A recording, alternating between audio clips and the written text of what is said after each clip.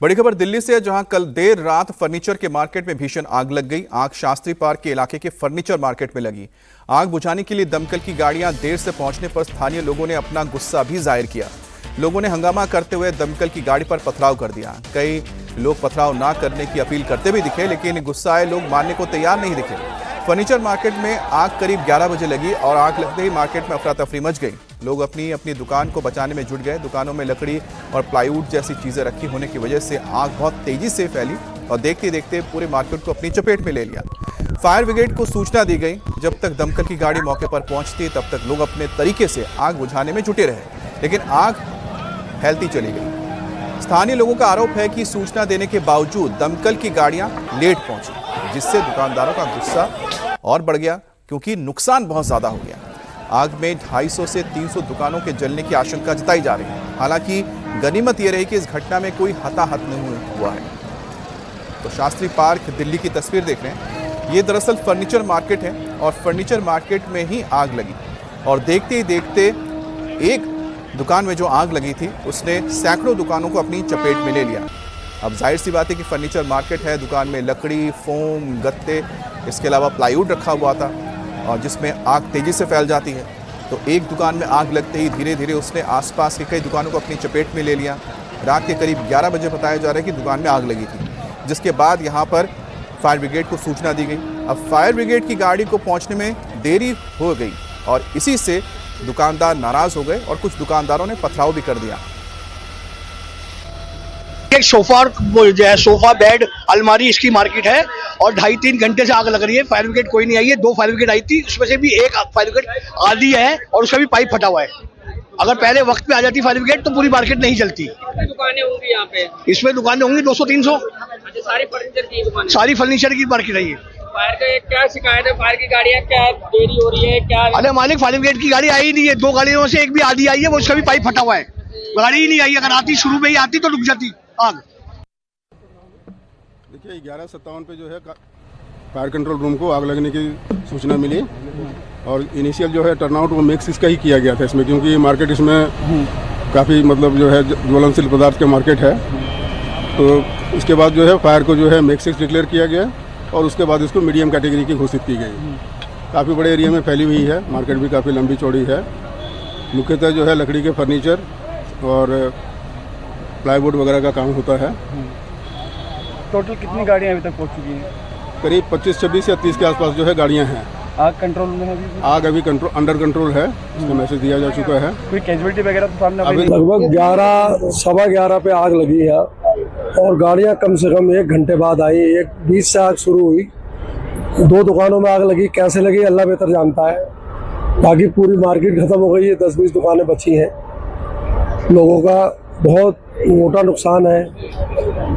मैं लगभग आग लगने के आधे घंटे बाद आया हूँ, 1 से पौन घंटा में यहाँ रहा हूँ। जब तक कोई गाड़ी नहीं है, 2 गाड़ियाँ आई तो उनसे क्या हो सकता है। पूरी अब यहाँ सारे गद्दे, लकड़ी, सारा उसका काम है। तो लोगों का त्योहार का टाइम है, लोग कैसे कैसे अपना धंधा चला रहे हैं।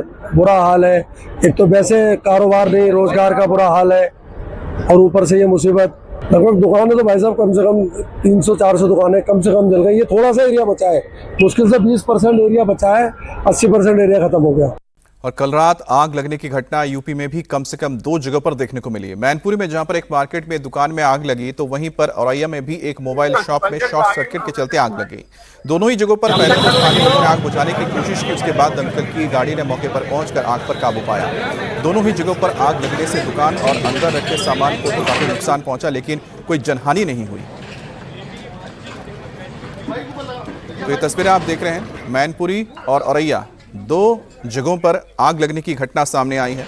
यहाँ पर दुकान में आग लगने के चलते अफरा तफरी मच गई और पहले तो स्थानीय लोगों ने ही आग पर काबू पाने की कोशिश की, जिसके बाद फायर ब्रिगेड मौके पर पहुंची और आग पर काबू पाया।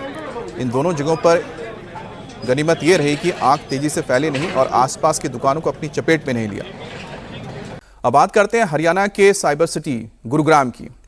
भीषण गर्मी के बीच शुक्रवार को बिजली व्यवस्था यहां पूरी तरह से चरमरा गई। सेक्टर 72 में 220 केवीए पावर हाउस का मेन ट्रांसफार्मर जल गया, जिसकी वजह से शहर के 7 बड़े बिजली घर से सप्लाई ठप हो गई। इस बिजली संकट का सबसे बुरा असर रैपिड मेट्रो पर पड़ा। सप्लाई बंद होने से रैपिड मेट्रो के पहिए थम गए। लोगों को मेट्रो के इमरजेंसी गेट से बाहर निकाला गया। लोग रेलवे ट्रैक पर चलकर प्लेटफॉर्म तक पहुंचे। बिजली सप्लाई बंद होने से शहर के चौक चौराहे पर सिग्नल लाइट भी बंद रही। बिजली निगम के अधिकारियों का कहना है कि टेक्निकल फॉल्ट के चलते बिजली आपूर्ति में दिक्कत हुई है। ऑल्टरनेटिव सोर्स से आपूर्ति शुरू करने की कोशिश की जा रही है।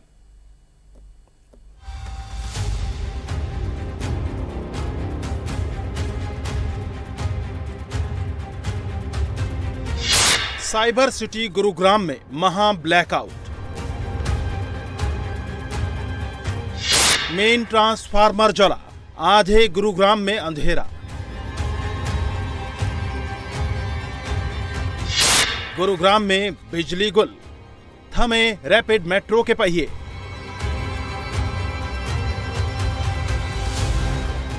उत्तर भारत में भीषण गर्मी का कहर ऐसा कि मशीनें भी अब जवाब दे रही हैं। शुक्रवार की शाम गुरुवार शहर में बिजली सप्लाई करने वाला सेक्टर 72 का 220 kVA का ट्रांसफार्मर फूंक गया।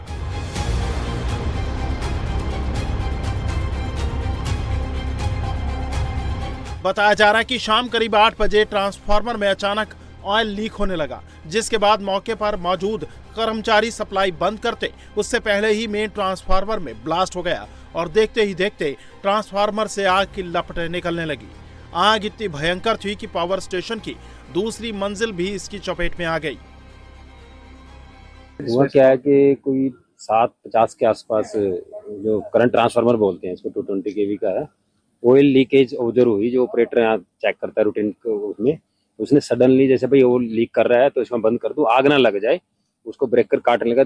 मीन टाइम वो ब्लास्ट हो गया और आग फायर पकड़ी इसको। वो हुआ तो इसे फॉल्ट इतना बड़ा ट्रैवल किया कि जो सिटी के कॉलर्स होते हैं फटे और चारों तरफ फैले ना, बगल वाले उसमें भी उसने मतलब हमारा फॉल्ट क्रिएट कर दिया और इससे पूरा ब्लैकआउट हो गया सब। 220 kVA का मेन ट्रांसफार्मर फूंकने से गुरुग्राम में रैपिड मेट्रो ट्रेन बीच रास्ते में ही बंद हो गई। काफी देर तक यात्री इसमें फंसे रहे। पावर ना आने के बाद यात्रियों को ट्रैक पर ही निकाला गया। इसके बाद यात्रियों को पैदल ट्रैक पर चलकर स्टेशन पहुंचना पड़ा। इस दौरान कुछ यात्री मोबाइल की टॉर्च जलाकर ट्रैक पर चलते दिखे, क्योंकि आसपास पूरे इलाके में ब्लैकआउट था। रैपिड मेट्रो बंद होने से ट्रेन के अंदर और प्लेटफॉर्म पर अफरा तफरी का माहौल रहा। मेट्रो 750 के साथ ही बंद हुई थी। वो सेक्टर 56 पावर हाउस से चलती है, बट हमने उसको इमीडिएटली 8:25 के अराउंड हमने रिस्टोर करवा दिया था रैपिड मेट्रो। सेक्टर 72 के 220 kVA सब स्टेशन का मुख्य ट्रांसफार्मर जल जाने की वजह से गुरुग्राम के कई इलाकों में बिजली व्यवस्था चरमरा गई। कम से कम गुरुग्राम के 7 मेन बिजली घर से बिजली सप्लाई बंद हो गई। 220 kVA का ट्रांसफार्मर जलने से सेक्टर 15, 38, 44, 46, 52, 56 और मारुति 66 kVA बिजली घरों की सप्लाई पूरी तरह से बंद हो गई। इसके साथ ही सेक्टर 38 से सेक्टर 57 तक, सेक्टर 15 के पार्ट 1 और पार्ट 2 और सेक्टर 18 एरिया में बिजली सप्लाई ठप हो गई। ये हमारे जो यहाँ से मेन 220 kV के सबस्टेशन सेक्टर 56 में और सेक्टर 52 में, ये दोनों पावर हाउस बंद हो गए थे और उनके डाउन लाइन भी हैं 5 या 6 5 सबस्टेशन 66 के भी, वो भी बंद हो गए थे। 10 पे हम कंप्लीट अपनी तरफ से पूरा सिस्टम रिस्टोर कर चुके हैं। अब पूरी तरीके से हमारे यहाँ से कंप्लीट रिस्टोर है। कोई नहीं, वैसे तो जो मेन तो रीजन ये हीट जो गर्मी है उसकी वजह से ही है, तो थर्मल हीटिंग की वजह से जो हुआ है ना, उसकी वजह से डैमेज हुआ है। अदरवाइज अभी कुछ ऐसा नहीं है, हमने पूरा कंट्रोल में कर लिया है सिस्टम और कंट्रोल में और चलता भी रहेगा। अब जो डैमेज हुआ है उसको रिप्लेस करना, वो मेरे पास इक्विपमेंट है, ऑन दी वे है, 2-3 घंटे के अंदर में उसको रिप्लेस। पावर सप्लाई से इफेक्ट कुछ नहीं हो रही है, हम कंप्लीट अपनी तरफ से पूरा रिस्टोर कर चुके हैं। 220 kVA का मुख्य ट्रांसफार्मर जलने से गुरुग्राम के आधा दर्जन से ज्यादा सेक्टरों में अंधेरा हो गया। हालांकि हादसे के बाद बिजली विभाग तुरंत एक्शन में आया और करीब 3 घंटे बाद दोबारा सप्लाई शुरू की जा सकी। और यूपी में गर्मी ने 14 साल का रिकॉर्ड तोड़ दिया है। पारा 45 डिग्री के पार पहुंच गया है। बिजली की कटौती से यूपी में हाहाकार मचा हुआ है। पूरा यूपी गर्मी के साथ बिजली कटौती से उबल रहा है। कहीं 12 घंटे तक कटौती हो रही तो कहीं 10 घंटे, और कहीं तो बिजली आती है तो बस चेहरा दिखाकर चली जाती है। हालात यह है कि अब लोगों को गुस्सा फूटने लगा है। सरकार और सिस्टम दोनों पर लोग भड़क रहे हैं। 10 से 12 घंटे बिजली की कटौती से लोग परेशान हैं, सड़कों पर उतर आए हैं। कानपुर, लखनऊ, बांदा, मुजफ्फरनगर, बरेली में लोग बिजली विभाग के खिलाफ विरोध प्रदर्शन कर रहे हैं। वहीं भीषण गर्मी की वजह से प्रदेश में रिकॉर्ड तौर 31,000 मेगावाट बिजली की खपत दर्ज की गई है, जो पिछले कुछ सालों में सबसे ज्यादा है।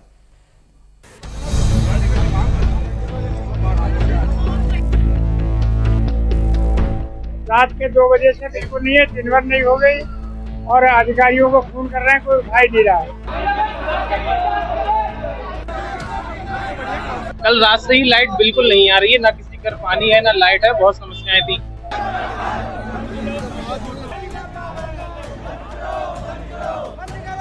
लाइट नहीं आ रही है और उसकी वजह से बहुत ज्यादा दिक्कत हो रही है।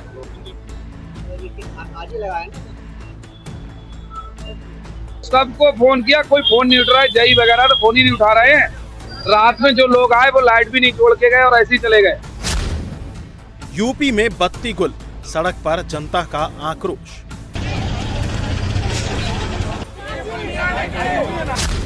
हाई डिमांड से बिजली संकट, हो रहा पावर कट। ये समस्या लो एंड ऑर्डर की है। गर्मी फुल, बत्ती गुल, शहर शहर शोरगुल।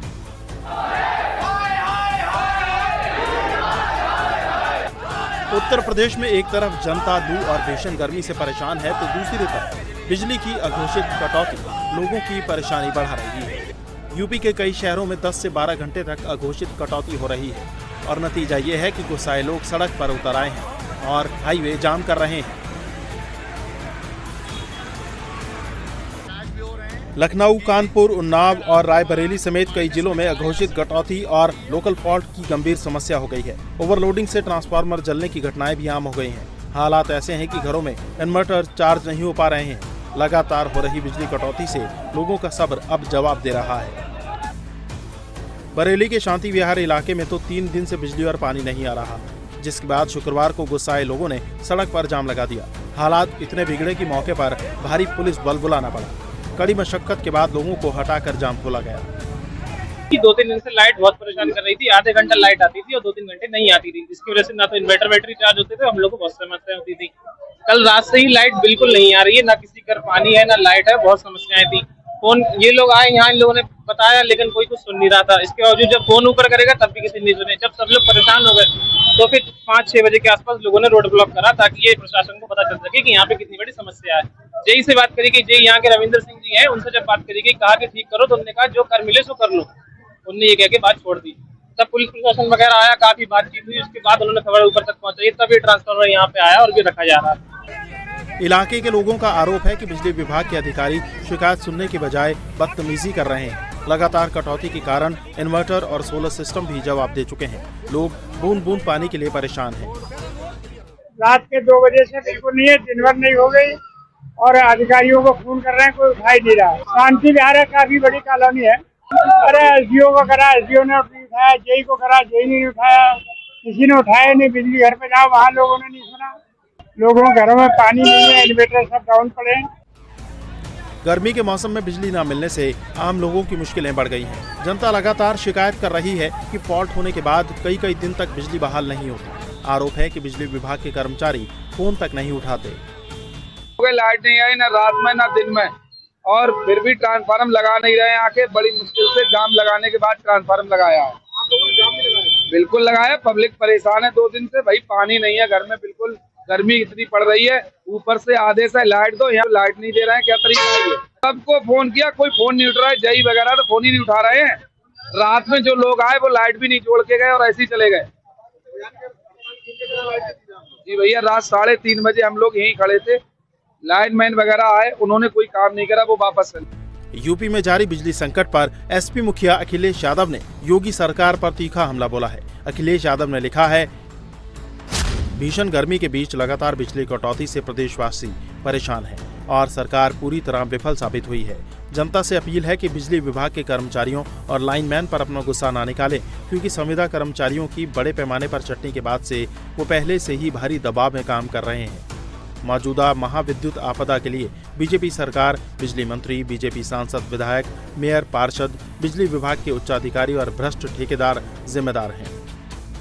इसके साथ ही अखिलेश यादव ने यूपी सरकार पर आरोप लगाते हुए कहा कि नई मांग के मुताबिक ना तो बिजली उत्पादन बढ़ा गया, ना ट्रांसमिशन व्यवस्था मजबूत की गई और ना ही डिस्ट्रीब्यूशन नेटवर्क का विस्तार हुआ। वहीं सत्ता पक्ष के विधायकों की तरफ से बिजली कटौती को लेकर ऊर्जा मंत्री को चिट्ठी पर चिट्ठी लिखी जा रही है। बीजेपी विधायक राजेश्वर सिंह के बाद अब बीजेपी विधायक प्रतीक भूषण सिंह ने भी ऊर्जा मंत्री ए.के. शर्मा को पत्र लिखकर नाराजगी जाहिर की है। भीषण गर्मी में बिजली कटौती से जनता बेहाल है। रात भर बिजली गुल होने से आम लोग सड़कों पर उतर आए हैं और गोंडा में भी प्रदर्शन हुआ है। जनता हमें पकड़ती है। लो वोल्टेज और फूके ट्रांसफार्मर से ग्रामीण शहरी इलाकों में परेशानी बढ़ी है। इमरजेंसी मैकेनिज्म लागू हो जिससे रात में बिजली कटौती कम हो। यूपी में जारी बिजली संकट पर फिलहाल अभी तक ऊर्जा मंत्री ए.के. शर्मा का कोई बयान नहीं आया है। वहीं प्रदेश भर में बिजली संकट को लेकर जनता सड़कों पर उतर रही है। बिजली घरों का घेराव किया जा रहा है, लेकिन व्यवस्था में सुधार नहीं हो रहा। और भोपाल के ट्विशा मौत के मामले में पुलिस ने उसके फरार चल रहे पति समर्थ सिंह को पकड़ लिया है। पुलिस ने उसे उस वक्त हिरासत में लिया जब वो सरेंडर करने के लिए जबलपुर कोर्ट पहुंचा था। पुलिस आज उसे भोपाल के कोर्ट में पेश करेगी और उसे रिमांड पर लेकर पूछताछ करेगी। एमपी सरकार की ओर से इस केस को सीबीआई को सौंपने की सिफारिश की गई है। परिजनों की मांग पर मध्य प्रदेश हाईकोर्ट ने ट्विशा शर्मा की डेड बॉडी की दोबारा पोस्टमार्टम कराने का आदेश दिया है। और इसी बीच ट्विशा मौत के मामले में बार काउंसिल ऑफ इंडिया ने भी समर्थ सिंह का लाइसेंस सस्पेंड कर दिया है। वो फिलहाल कोर्ट में प्रैक्टिस नहीं कर पाएगा।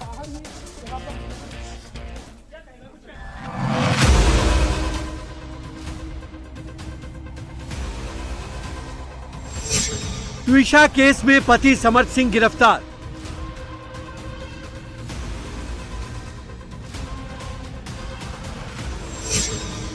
बार काउंसिल ने सस्पेंड किया समर्थ का लाइसेंस।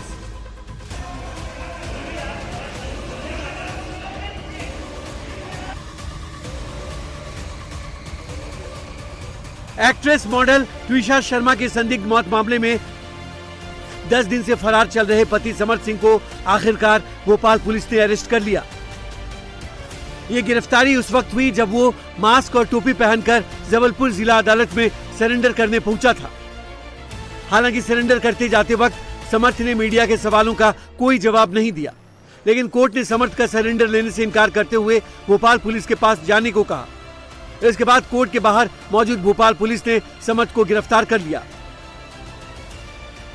भोपाल पुलिस ने उसकी गिरफ्तारी में मदद करने वाले पर 30,000 इनाम देने का ऐलान किया था। ये रनअवे कर रहे हैं। समर्थ क्या हुआ? समर्थ अपनी सफाई में बोलोगे।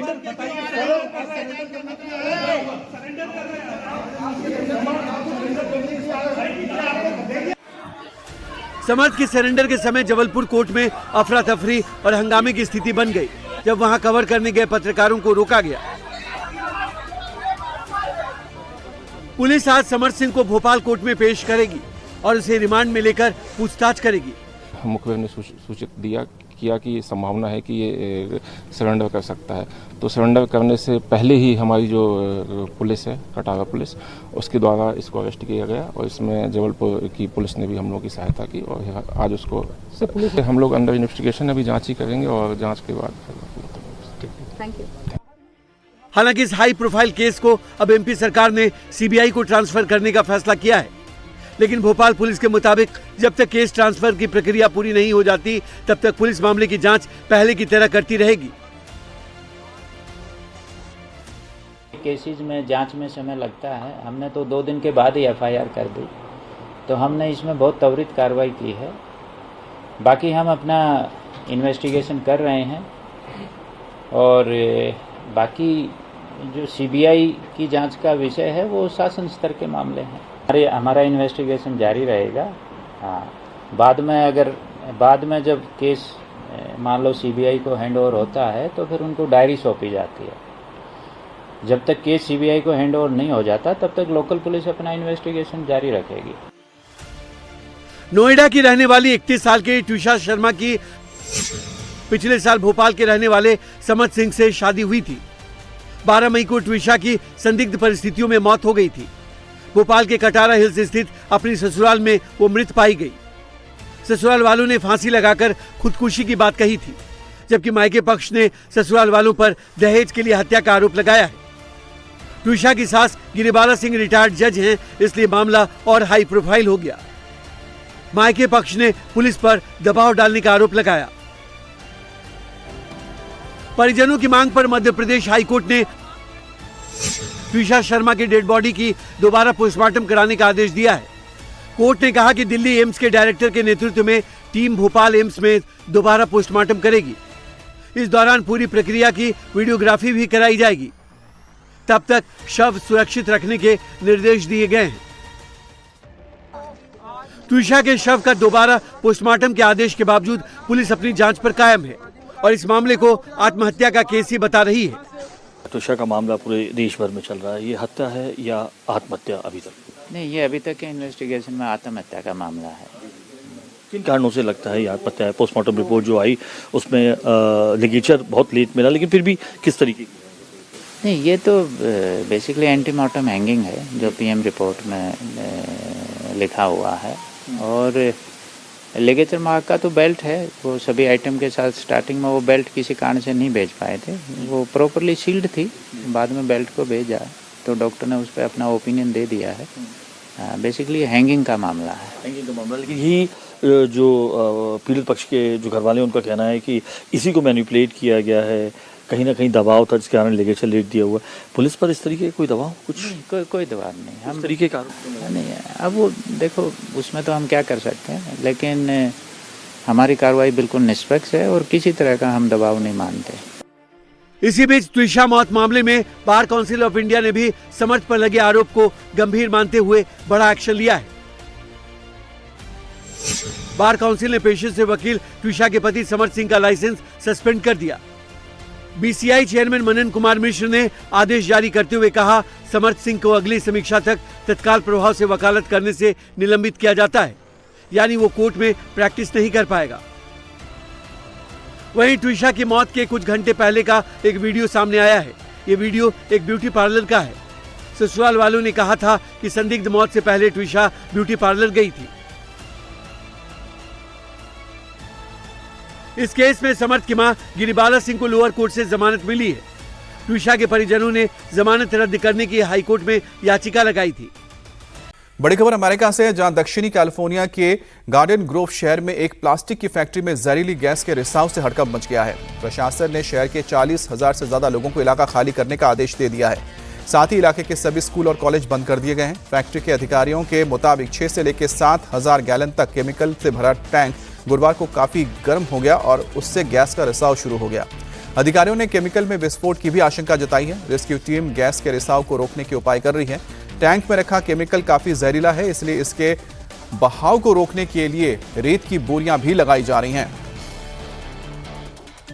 और गुजरात से बड़ी खबर आ रही है, जहां आग का कहर देखने को मिला। अहमदाबाद के इंडस्ट्रियल एरिया की एक फैक्ट्री में आग लगने से हाहाकार मच गया। आग ने देखते ही देखते विकराल रूप ले लिया और मौके पर अफरा तफरी मच गई। जानकारी मिलते ही फायर ब्रिगेड की टीम भी मौके पर पहुंची और आग पर काबू पाने की कोशिश शुरू हो गई। कई घंटे मशक्कत के बाद आग पर काबू पाया गया। आग लगने की वजह का अभी तक कोई भी सुराग नहीं मिला है। बड़ी खबर गुवाहाटी से है, जहां के रिश्वतखोरी के आरोप में लैंड रेवेन्यू विभाग के एडिशनल डायरेक्टर लचित कुमार दास को गिरफ्तार किया गया है और अब उसके अलग अलग ठिकानों से रिश्वतखोरी से कमाई की गई काली संपत्ति सामने आई है। सतर्कता और भ्रष्टाचार निरोधक विभाग की टीम ने कल रात छापेमारी करके लचित दास के फ्लैट से दो फ्लैट से 1,17,30,000 रुपए बरामद किए हैं। इससे पहले लचित के एक और फ्लैट से 48 लाख कैश बरामद हो चुका है। तो इसके अलावा दोनों फ्लैट से कई जमीन के दस्तावेज और फिक्स डिपॉजिट के पेपर भी बरामद हुए हैं। लचित कुमार दास को गुरुवार को 45,000 रुपए की रिश्वत लेते हुए रंगे हाथ गिरफ्तार कर लिया गया था, जिसके बाद कार्रवाई करते हुए उसके 2 ठिकानों पर छापेमारी की गई और करोड़ों की संपत्ति का खुलासा हुआ है और करोड़ों के कैश भी बरामद किए गए हैं। का नाम लचित कुमार दास, असम सिविल सर्विसेज का 99 बैच का ऑफिसर है। ऑलरेडी उनका जो ट्रैप केस में वो उसमें अरेस्ट हो चुका है। अभी जो बाकी जो है आपका केस होगा उसमें। कितना रुपया कल जो हुआ था 48 लाख कुछ था, कुछ ज़्यादा था, और अभी आज जो हुआ है 1,17,30,000 रुपये। दो फ्लैट से निकाला। 2 फ्लैट से निकाला। ये दोनों फ्लैट का मालिक वही है। दूसरा फ्लैट में कौन रहता था? दूसरा फ्लैट उनका अपना चला रहता था, उनका साला। हाँ, उनका साला। खबर नीट पेपर लीक के मामले से जुड़ी है, जिसमें अब तक 11 लोगों की गिरफ्तारी हो चुकी है। सीबीआई ने पुणे के सेठ हीरालाल सराफा प्रशाला कॉलेज में फिजिक्स की टीचर मनीषा हवलदार को पकड़ा है, जो नीट परीक्षा की प्रक्रिया में शामिल थी और एनटीए ने एक्सपर्ट के तौर पर नियुक्त किया था। वहीं गिरफ्तारी के बाद स्कूल प्रशासन ने कड़ी कार्रवाई करते हुए मनीषा हवलदार को सस्पेंड किया है। दरअसल मनीषा हवलदार की पहुंच फिजिक्स के क्वेश्चन पेपर तक थी। ऐसे में उसने गिरफ्तार आरोपी मनीषा माथुरे के साथ मिलकर कुछ सवाल फिजिक्स के लीक किए। ये सभी सवाल टैली किए गए और पाया गया कि सब लीक सवाल नीट पेपर में आए थे। वहीं सीबीआई महाराष्ट्र के कई इलाकों में पेरेंट्स से पूछताछ कर रही है। शक के मामले में अभी और भी गिरफ्तारियां हो सकती हैं। लेकिन जब ये सीबीआई ने इनको हवलदार मैडम को अरेस्ट किया, तभी हमें मालूम पड़ा कि नीट के ये जो एग्ज़ाम पेपर रहते उनमें कुछ तो गड़बड़ी हुई है। और इसके लिए हमने जब मालूम हुआ, तभी मीडिया से मालूम हुआ, तभी हमें उनको तत्काल सस्पेंड कर दिया है और उनके ऊपर इंक्वायरी कमेटी अपॉइंट की है। नहीं, ये शासकीय कमेटी जब किसी की नियुक्ति करती है, अपॉइंटमेंट करती है, तो गोपनीयता का भाग, मतलब ये किसी को बोलना नहीं चाहिए, ऐसा कोई तो कानून रहेगा। इसलिए उन्होंने हमको कभी कांटेक्ट किया नहीं या कोई हमारे पास लेटर मिला नहीं, और हमारे पास लेटर कुछ आया नहीं, ऐसा तो मेरे को पता नहीं इसके बारे में। और ये हवलदार मैडम ने भी हमको कभी इसके बारे में बोला नहीं करके, इसलिए हमको इसका पता भी नहीं और इससे कोई हमारा संबंध ही नहीं। मुंबई के बांद्रा में डेमोलिशन ड्राइव के दौरान पुलिस टीम पर पत्थरबाजी करने वालों पर भी एक्शन हुआ है। मामले में अब तक 19 लोगों को गिरफ्तार किया गया है, जिनमें से 18 आरोपियों को 26 मई तक पुलिस हिरासत में भेजा गया है, जबकि एक नाबालिग आरोपी को बाल सुधार गृह भेज दिया गया है। मामले में 150 से ज्यादा लोगों की तलाश जारी है। पुलिस सीसीटीवी फुटेज और वायरल वीडियो के जरिए आरोपियों की पहचान करने में जुटी हुई है। पुलिस का कहना है कि अभी कई आरोपियों की पहचान करना बाकी है, जिन्होंने पुलिस पर पथराव किया। पुलिस को आशंका है कि आरोपियों ने अतिक्रमण हटा रहे प्रशासन पर सुनियोजित तरीके से हमला किया। ऐसे में छापेमारी जारी है। बांद्रा पूर्व के गरीबनगर इलाके में पश्चिम रेलवे का अतिक्रमण हटाओ अभियान चल रहा था। इस दौरान 100 से 150 लोगों की भीड़ ने विरोध प्रदर्शन करते हुए पुलिस और सुरक्षा बलों पर पथराव कर दिया, जिसमें कई पुलिसकर्मी घायल हुए, जिसे लेकर एक्शन हो रहा है।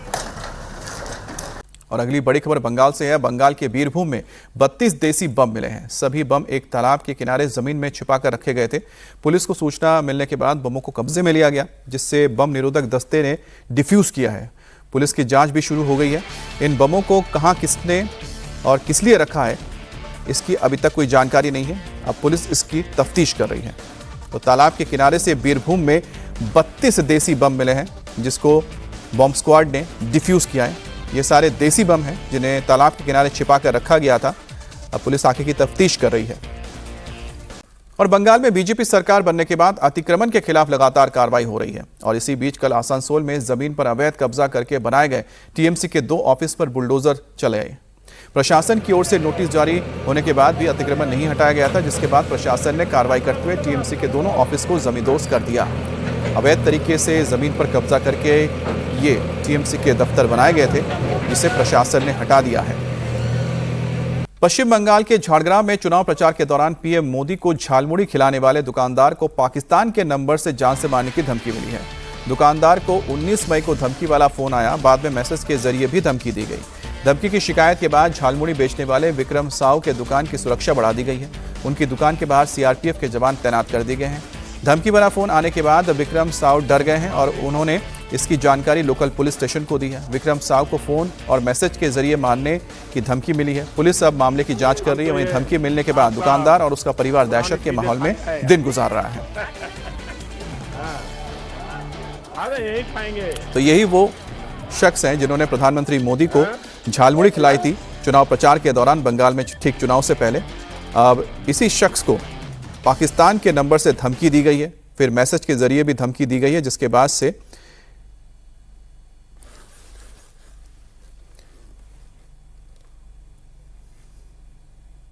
कब कॉल आया था?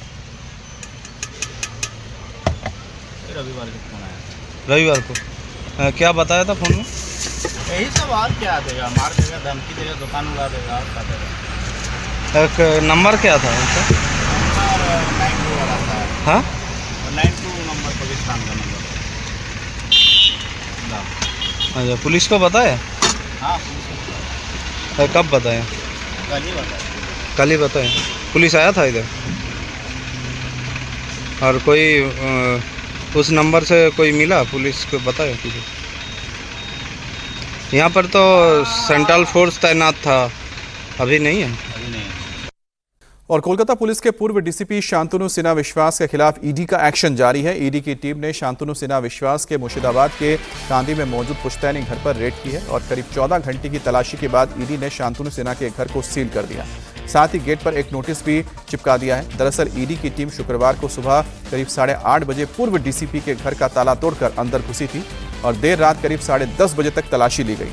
सूत्रों के मुताबिक शांतनु सिन्हा के घर में 8 कमरे हैं और सभी कमरे में ऐसे एसी लगे हुए हैं और साथ ही कैंपस में एक तालाब भी मिला है जिसके चारों तरफ 12 सीसीटीवी कैमरे लगे हुए हैं। ऐसे में रहस्य और बढ़ गया है जिसकी जांच में अब पुलिस की टीम जुटी हुई है। राजस्थान में मंचलों और शौधों की आफत आ गई है क्योंकि एक एक करके अब सबको सबक सिखाया जाएगा। महिलाओं और लड़कियों की सुरक्षा के लिए यह खास पुलिस टीम का गठन किया गया है। कालिका पेट्रोलिंग यूनिट जो स्कूल से लेकर कॉलेज और ऐसी जगहों पर निगरानी रख रही है जहां मंचले घूमते रहते हैं। टीम ने पिछले कुछ दिन में 700 से ज्यादा मंचलों को गिरफ्तार करके जेल भेजा है और लगातार एक्शन जारी है।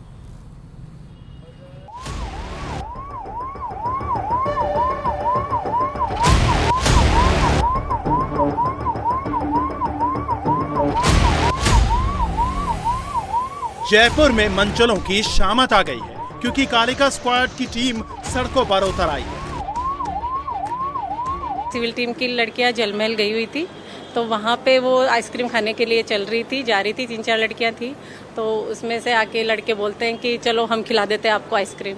लड़कियों ने बोला आ जाओ खिला दो। उसके पीछे लड़के भी थे हमारे, सबने उनको वहीं पे पकड़ लिया कि चलो थे। अब किसी भी लड़की से छेड़छाड़ की तो कालिका पेट्रोलिंग यूनिट शोहदों का बनेगी कार। आपका नाम गोपनीय रखा जाएगा और आप जैसा चाहोगे कि हमारे पास सिविल में अगर महिला आए तो हम सिविल में भी जाते हैं। अगर वो चाहती है कि हमारे भाई पड़ोसियों को पता चले कि हमारी पुलिस से भी जान पहचान है तो हम हमारी साथी बहनों को लेके जाते हैं। ये महज पुलिसकर्मी नहीं है, राजस्थान के जयपुर में महिलाओं और लड़कियों की ताकत बनकर खड़ी है। अगर किसी भी मंचले ने कोई भी हरकत की तो ये न सिर्फ उसे पकड़ रही हैं बल्कि ऐसा सबक सिखा रही हैं, अक्ल ऐसे ठिकाने लगा रही हैं कि वो आगे से छेड़खानी करने की सोचना भी बंद कर दे, क्योंकि ये है कालिका पेट्रोलिंग यूनिट। जयपुर की सड़कों पर अब कालिका स्क्वाड दौड़ रही है, यानी कोई भी मंचला अगर लड़की को छेड़ता है तो यकीन मानिए ये कालिका स्क्वाड उसको जेल के पीछे तक पहुंचा देगी। ये वो जयपुर की कालिका स्क्वाड है, कालिका पेट्रोलिंग टीम, जो मां काली का स्वरूप बनकर सड़क पर हर चप्पे चप्पे पर निगरानी रख रही है। खास तौर पर उन लड़कियों के साथ जो चाहे रात को निकलें, सुबह निकले, दिन में निकले, लेकिन बेखौफ होकर जयपुर में निकलें और उनको अगर कोई छेड़ने आता है, कोई परेशान करने के लिए आता है तो उसको रंगे हाथों तुरंत ये कालिका स्क्वाड पकड़ लेगी। जयपुर में कालिका स्क्वाड की टीम लगातार मंचलों को पकड़ रही है। छेड़छाड़ करने वाले सलाखों के पीछे पहुंचाए जा रहे हैं क्योंकि ये टीम भीड़ में, बस में या ऐसी जगह जहां लड़कियों को छेड़ने या बदसलूकी करने वाले मौजूद होते हैं वहां पहले से सादी वर्दी में मौजूद रहती हैं और रंगे हाथों उनको पकड़कर सलाखों के पीछे भेजती हैं। कालिका पेट्रोलिंग यूनिट महिलाओं और लड़कियों की सुरक्षा के लिए गठित विशेष पुलिस टीम है। ये टीम सिविल ड्रेस में काम करती है। राजकॉप सिटीजन ऐप के जरिए टीम को जानकारी मिलती है कि कोई परेशानी में है। School, college, bus stand, park और पर्यटन स्थलों पर निगरानी रखती है। हेल्पलाइन पर मिली शिकायतों पर तुरंत मौके पर पहुंचती है और आरोपियों को रंगे हाथों पकड़ती है। हमारे जयपुर में लगभग 200 के करीबन हमारे पास कालिका पेट्रोलिंग यूनिट में लड़कियां हैं, जिसमें 35 जो टीम है वो वर्दी में स्कूल, कॉलेज, पार्क, भीड़ भाड़ वाले इलाकों में गश्त करती है और बाकी 16 टीमें हैं जो सिविल में रह के ऐसी जगहों पे जहाँ स्कूल, पार्क, कॉलेज, भीड़ भाड़ वाले इलाके जहाँ पे होते हैं, जहाँ पे गर्ल्स की गैदरिंग ज़्यादा होती है, वहाँ पे सिविल में रह के मंचलों के ऊपर निगरानी रखती है। और जैसे ही कोई लड़का किसी लड़की को छेड़ता हुआ पाया जाता है या कोई लड़की आके शिकायत करती है तो उनको तुरंत दबोच के कार्रवाई करती है। अब तक जनवरी से लेके मई तक अपन ने 656 लड़कों को गिरफ्तार करके जेल के अंदर पहुँचाया है। रंगे हाथों पकड़ा है? हाँ, रंगे हाथों पकड़ के करा। जिले भर में अब ये टीम महिलाओं और लड़कियों को राजकॉप सिटीजन ऐप के फायदे बता रही है। ऐप डाउनलोड करवा रही है ताकि किसी भी इमरजेंसी में उनकी तुरंत मदद की जा सके। ये राजकोप सिटीजन ऐप डाउनलोड करना पड़ता है, उसके अंदर पैनिक बटन होता है, उसको अगर प्रेस करेंगे और तो हेल्पलाइन नंबर अपने 1090 पे कॉल आएगा और वो तुरंत सहायता पहुंचाई जाती है उसको। लड़की अपने मोबाइल में वो राजकोप का application RajCop app citizen app download करके रखना। टाइम क्या है, कितनी देर में आप लोग पहुंच जाएंगे? देखो, जो नियर बाई टीम होती है उसके पास कॉल जाता है और वो जितना मैक्सिमम 10-15 मिनट, इससे ज़्यादा टाइम नहीं लगता। अब तक जितना भी रिस्पांस मिला है हमें, तो इसमें 10-15 मिनट से ज़्यादा टाइम नहीं लगता, तुरंत उस लड़की के पास सहायता पहुंच जाती है। तो वगैरह में जाके सिविल में बैठती है, अगर किसी लड़की के ऊपर कोई लड़का भद्दी कमेंट्स कर रहा होता है तो उनको पकड़ के जेल में पहुंचाता है। खास बात यह है कि ये टीम गुपचुप तरीके से काम करती है। अगर कोई मनचला डरा या धमका रहा है और कई दिनों से पीछा कर रहा है तो घबराने की जरूरत नहीं है, बस एक पैनिक बटन दबाना है और बाकी का काम ये टीम अपने आप करेगी। दिक्कत होती है सर, जैसे हम पार्कों में, स्कूल कॉलेज वगैरह में राउंड पे रहते हैं, तो एक लड़की है तो वो बताने के लिए इच्छुक नहीं होती कि भाई कहीं पे मेरी बेइज्जती हो जाए ना, मेरी बदनामी हो जाए ना, कल को न्यूज में आ जाएगा तो सब लोगों को पता चल जाएगा कि ये लड़की तो, इसका तो लड़का पीछा कर रहा था, तो ऐसे उसको डर लगता है। लेकिन हम उसे दिलासा देते हैं कि आपको इस प्रकार की किसी भी दिक्कत का कोई सामना नहीं करना पड़ेगा। 2 लड़के आइसक्रीम के लिए जिद कर रहे थे, उनको पता नहीं था कि हम पुलिस वाले हैं। वो हमारे को आइसक्रीम खिलाने के लिए रेडी हो गए थे, आप यहाँ मत खाओ, दूसरी वाली जगह पे, अच्छी जगह पे हम खिलाएंगे। हमने उनको पकड़ के संबंधित थाने में बंद करवाया था सर। हाँ बिल्कुल सर, हाँ जल महल की बात है सर। महिला पुलिस कर्मियों को सिविल ड्रेस में संवेदनशील क्षेत्रों में तैनात किया गया है। आम महिलाओं की तरह मौजूद इन पुलिस कर्मियों ने प्रदेश भर में 700 के करीब बदमाशों को पकड़ा है और टीम का कहना है कि ये कार्रवाई लगातार जारी रहेगी। और आज फिर से पेट्रोल और डीजल के दाम में बढ़ोतरी हुई है। पेट्रोल के दाम में 87 पैसे की वृद्धि, तो 1 लीटर अब डीजल 91 पैसे महंगा हुआ है। पिछले 10 दिन में तीसरी बार तेल के दाम बढ़े हैं। अब दिल्ली में 1 लीटर पेट्रोल की कीमत 99 रुपये 51 पैसे हो गई है और दिल्ली में प्रति लीटर डीजल की कीमत अब 92 रुपये 49 पैसे तक पहुंच गई है। तो पिछले देखा जाए कुछ वक्त में 10 दिनों के अंदर 3 बार दाम बढ़े हैं। सबसे पहले 3 रुपये की बढ़ोतरी की गई थी और उसके बाद लगातार करीब 1-1 रुपये की बढ़ोतरी हो चुकी है। तो देखा जाए तो इस वक्त करीब 4 रुपये से ज़्यादा की बढ़ोतरी डीजल और पेट्रोल में पिछले 10 दिन में हो चुकी है। और इस वक्त जिस तरह के हालात बने हुए हैं, ऐसा लगता है कि लगातार इसमें बढ़ोतरी होगी, क्योंकि तेल के दाम इंटरनेशनल मार्केट में बढ़े हैं। इस वक्त कच्चे तेल की कीमत $100 के ऊपर ही, $100 प्रति बैरल के ऊपर ही है। और यही वजह है कि जो दाम है तेल के दाम, वो इस वक्त घरेलू बाजार में भी बढ़ते जा रहे हैं। और जो स्रोत है जहां से तेल खरीदा जाता है वो भी अब बदल चुका है, क्योंकि मिडिल ईस्ट की जगह अब चाहे वो लैटिन अमेरिका हो, अफ्रीका हो, रूस हो, इन तमाम देशों से इस वक्त तेल आयात किया जा रहा है। तो ऐसे में उसकी लागत बढ़ गई है, यानी ट्रांसपोर्टेशन कॉस्ट बढ़ा है अब कच्चे तेल की। और यही वजह है कि कच्चे तेल की कीमत बढ़ गई है, उसका ट्रांसपोर्टेशन कॉस्ट बढ़ गया है। और यही वजह है कि अब घरेलू बाजार में भी पेट्रोल और डीजल के दामों में भी बढ़ोतरी हो रही है। अब देखिए धीरे धीरे पिछले 10 दिन में करीब 4 रुपये से ज़्यादा, यानी करीब 4.5 रुपये से ज़्यादा की कीमत बढ़ चुकी है। और इस वक्त दिल्ली में पेट्रोल की कीमत 99 रुपये 51 पैसे तक पहुंच गई है। तो पिछले कुछ दिनों में करीब 6 रुपये बढ़ चुके हैं। जो अभी तक हमने हिसाब लगाया उस लिहाज से देखा जाए तो करीब 6 रुपये दाम बढ़ गए हैं। और डीजल के दाम में भी करीब 92 रुपये 49 पैसे अब बढ़कर दाम हो गए हैं। तो डीजल की कीमत अब दिल्ली में 92 रुपये 49 पैसे हो गई है और साथ ही पेट्रोल की कीमत करीब 99 रुपये 51 पैसे तक पहुंच गई है। तो जिसकी आशंका जताई जा रही थी कि धीरे धीरे अब पेट्रोल और डीजल के दाम बढ़ेंगे, और जाहिर सी बात है कि जिस तरह से इस वक्त पूरे दुनिया में माहौल है और हर एक देश में इस वक्त डीजल और पेट्रोल के दाम बढ़े हैं। और जो बड़े देश हैं जिनकी अर्थव्यवस्था भारत से कई गुना बड़ी है, जैसे अमेरिका है, चीन है, इन दोनों देशों में भी करीब अमेरिका में 44% से ज़्यादा की वृद्धि देखी गई है तेल के दाम में। उसी तरह से चीन में भी करीब 33 से 35% से ज़्यादा की वृद्धि देखी गई है। और भारत में भी अब तक जितने दाम बढ़े हैं, करीब 6 रुपये अगर बढ़ोतरी हुई है पिछले कुछ दिनों में, तो आप अंदाज़ा लगा सकते हैं कि करीब 4 से 5% की वृद्धि हुई है, जो इन देशों के मुकाबले काफ़ी कम है। लेकिन जिस तरह के हालात बनते हुए नज़र आ रहे हैं मिडिल ईस्ट में, जहां पूरी तरह से तेल की आवाजाही, जो आयात किया जाता था तेल, उस पर जिस तरह का ब्रेक लगा हुआ है, उससे लगता है कि आने वाले वक्त में तेल के दामों में और वृद्धि होगी। और इसको बहुत ही सरल शब्दों में समझेंगे, जो अब तेल का आयात होता है, भारत अब मिडिल ईस्ट जहां से 10 से 15 दिन में तेल पहुंचता था, अब हम रूस से तेल मंगा रहे हैं, अब हम अमेरिका से, इसके अलावा दक्षिण अमेरिका से, अफ्रीका से तेल आता है। तो तेल को पहुंचने में, भारत में पहुंचने में कच्चे तेल को करीब 15-20 दिन या 1 महीने का वक्त लगता है। इस वजह से ट्रांसपोर्टेशन जो कॉस्ट है वो भी काफ़ी बढ़ गया है, लागत काफ़ी बढ़ गई है, जिसके वजह से अब घरेलू बाजार में तेल और डीजल यानी कि पेट्रोल और डीजल के दामों में भी लगातार बढ़ोतरी हो रही है। तो आप देख सकते हैं कि जो वृद्धि हुई है उसके बाद इस वक्त दाम कितना हो गया है। पहले 98 रुपये 64 पैसे दाम था और उसमें 87 पैसे की वृद्धि हुई, तो अब 99 रुपये 51 पैसे इसकी कीमत हो गई है।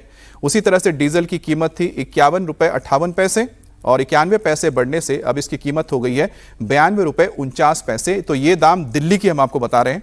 तो इस लिहाज से अगर आप देखें तो अलग अलग राज्यों में ये कीमत अलग अलग होगी।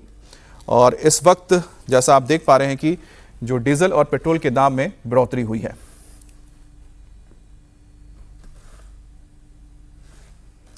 तो जैसा हम आपको बता रहे हैं कि लगातार भारत के ऊपर और भारत की अर्थव्यवस्था के ऊपर जो दबाव बढ़ा है, जिसके मद्देनजर ये दाम लगातार बढ़े हैं। और जैसा हम बता रहे हैं कि और भारत में इस वक्त जो कीमत है वो दूसरे देशों के मुकाबले बहुत कम प्रतिशत के हिसाब से बढ़े हैं, लेकिन सरकार ने लगातार कोशिश की है कि वो किसी तरह से ये जो दबाव है जो कस्टमर से उनके ऊपर शिफ्ट ना करें।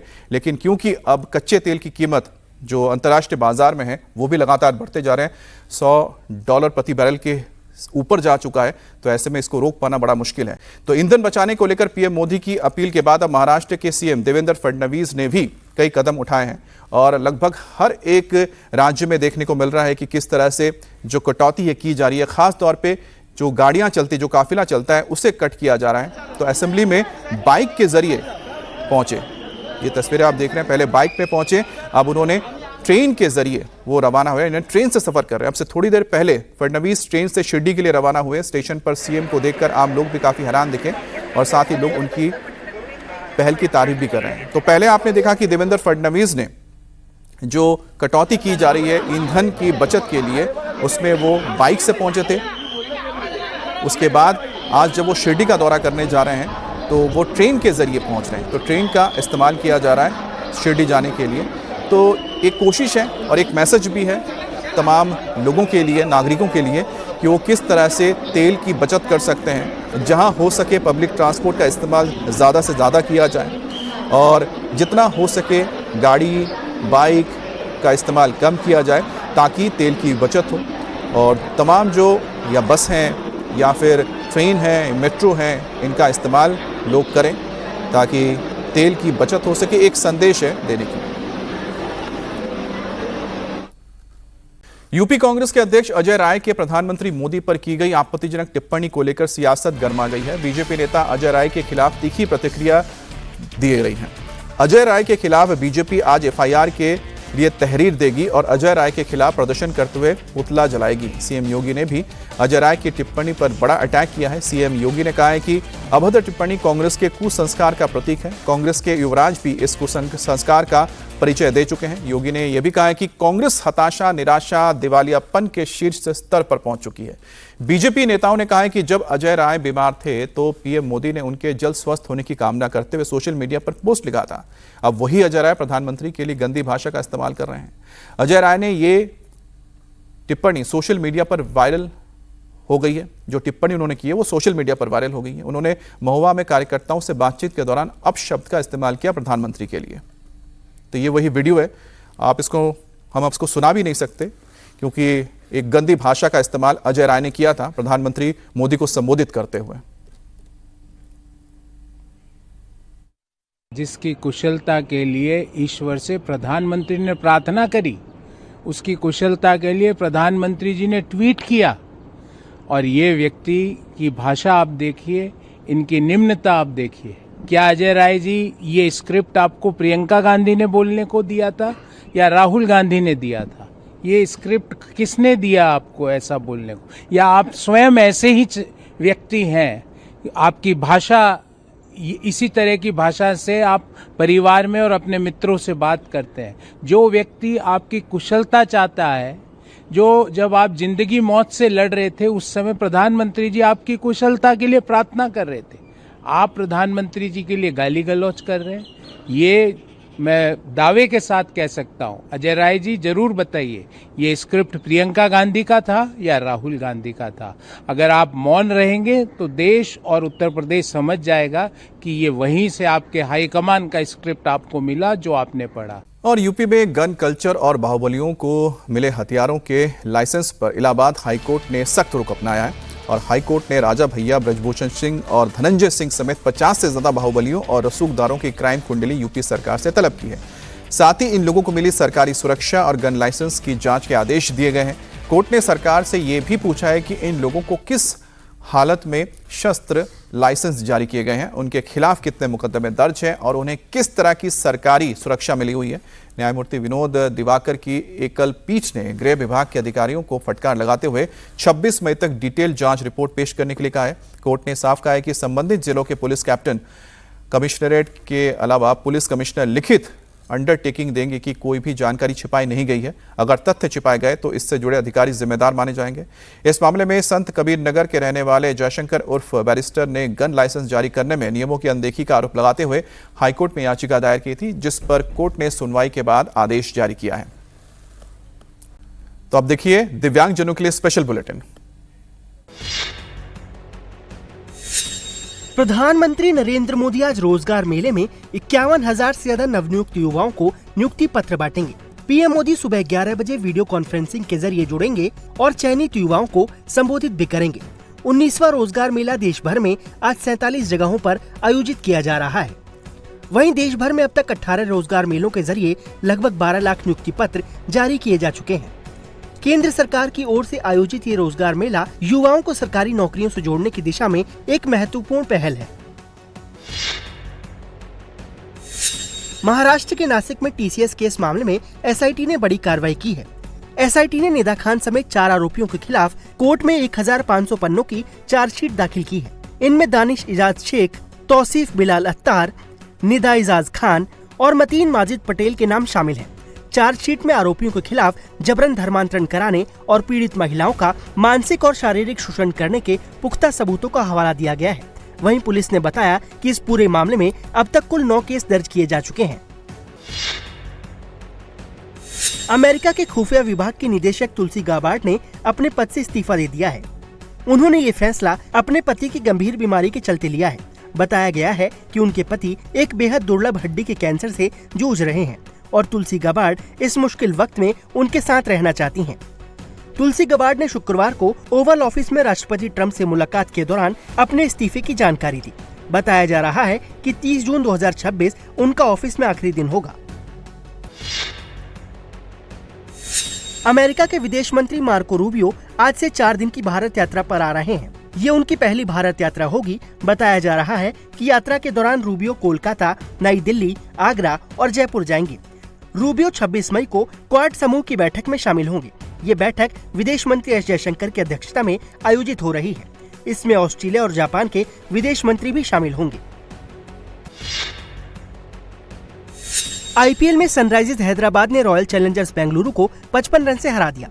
हैदराबाद ने टॉस जीतकर 20 ओवर में 4 विकेट खोकर 255 रन बनाए थे।